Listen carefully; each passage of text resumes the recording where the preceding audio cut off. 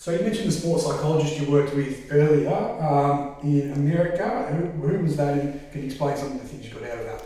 Yeah, sure. So his name's Dr. Alan Goldberg, and I reached out to him. And Alan does performance in sport, and I thought I knew what performance meant, but I really had no idea.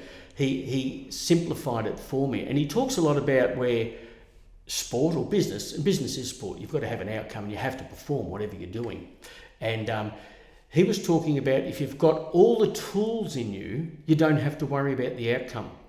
And you don't have to worry about the outcome before you start or during the process. So let's look at a sales scenario. Sometimes we're thinking, I can sell them this, or I can try this close, or maybe this price. We're taking our eye off the process.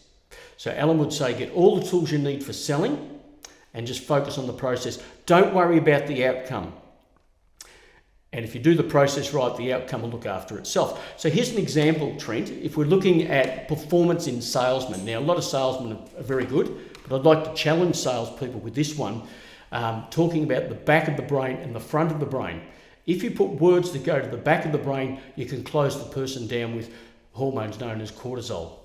If you have words that put them in the front of the brain, thinking like, what sort of a car you're looking for, what do you need the car for, they start thinking. And of course, they let off hormones like dopamine, serotonin, and oxytocin, and those will actually help you close the sale. So energy, motivation, and trust.